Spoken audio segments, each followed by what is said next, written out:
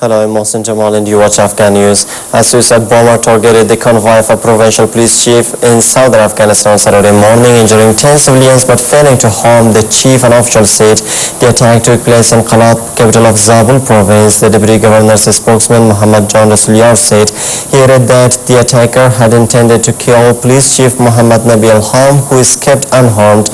No group has claimed responsibility for the attack yet.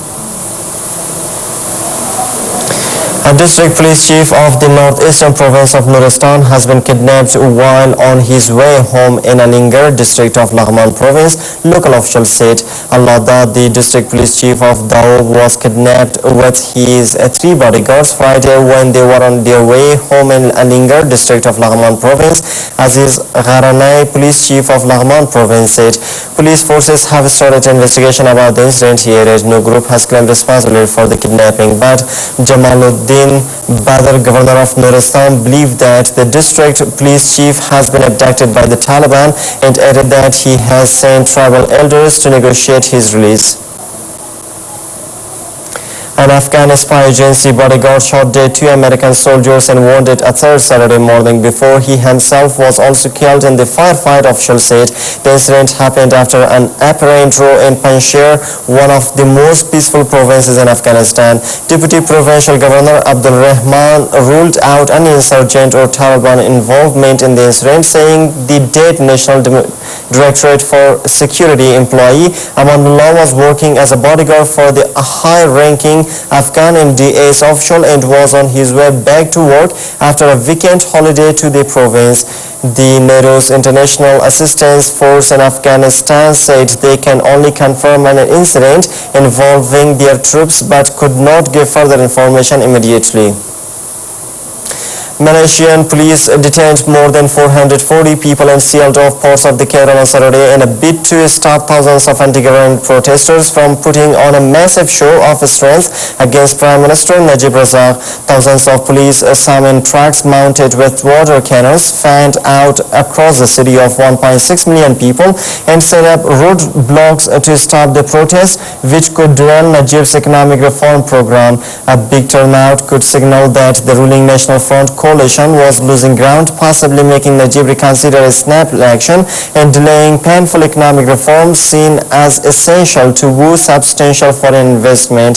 The Bersih or Clean group has vowed to bring together tens of thousands of supporters in the city's downtown area to demand electoral reforms and what could be the biggest anti-government demonstration since Anwar Ibrahim's sacking as deputy premier in 1998 led to violent street rallies. Muammar Gaddafi has threatened to take the war in Libya to Europe while rebels come under heavy fire as they renew their push against his forces. Thousands of Gaddafi supporters rallied in the Green Square in Tripoli, Libya's capital, and in the desert town of Sabha for Friday prayers, underscoring his refusal to step down after 4 decades in power and 5 months of fighting. In his speech on Libyan television, Gaddafi threatened to send hundreds of Libyans to carry out attacks in Europe in revenge for the NATO-led military campaign against him. Gaddafi's threatening rhetoric contrasted with a prediction by William Hague, the British Foreign Secretary, one of the main backers of the campaign against Gaddafi. The writing is on the wall for him. Elsewhere, Turkey has frozen $1 billion of Libyan central bank reserves deposited in its banks, a Turkish newspaper reported on Friday. More than 500,000 Syrians flooded through the city of Hama on Friday, according to activists against the embattled government of President Bashar al-Assad. The opposition reported 13 protesters killed, including 5 days in the central city of Homs, 2 in the capital's commercial neighborhood Medan, and 6 in the Dumair area east of Damascus.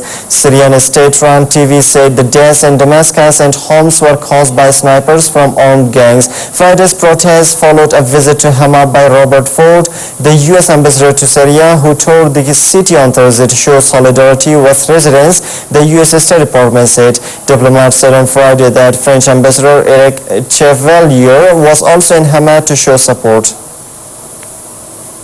Thousands of demonstrators have flooded Cairo's now iconic Tahrir Square and other rallying points across the country to demand immediate reforms and swifter prosecution of former officials from the toppled government of Hosni Mubarak. Friday's March of the Million, as protesters are calling the new uprising, is expected to be the biggest demonstration since the fall of Mubarak on February 11th. Many Egyptians feel that little has changed since the regime was forced out in the nationwide protests or the latest calls for the country's interim military rulers to provide a roadmap towards democracy, jobs and infrastructure improvements. Most of Egypt's political parties and coalitions, including the Muslim Brotherhood, supported widespread calls for the protests to be staged across Egypt, with hundreds of protesters gathered in Suez and Alexandria, among other locations.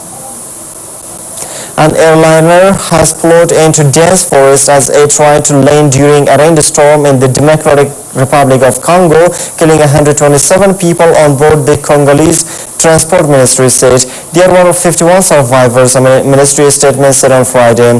The chief executive of the Hewa Bora airline involved in the crash had said earlier that 110 people were on board the plane, of whom 53 had died and 57 survived. But a spokesman for the Transport Ministry, Guaidole Boalia, accused the airline of underestimating the number of passengers.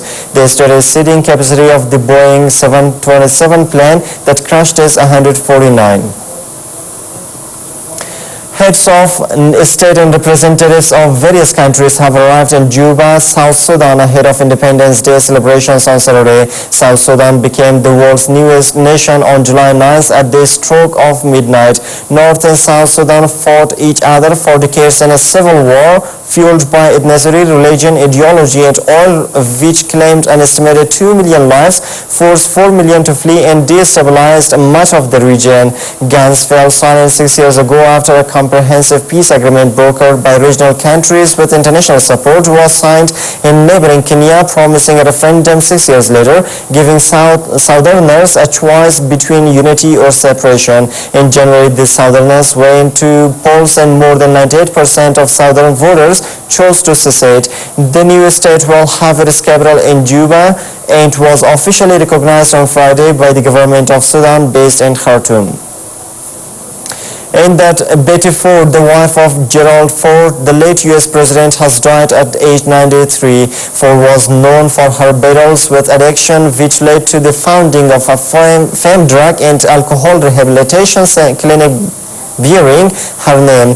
The clinic remains one of the well-respected places in the United States for the treatment of alcohol and drug abuse. Ford also promoted awareness and research on breast cancer through the Susan G. Komen Breast Cancer Foundation, eventually naming an award in her honor. She won numerous honors and awards, including a Presidential Medal of Freedom in 1991 and the Congressional Gold Medal in 1998. And that's all for now. Thanks for staying with us.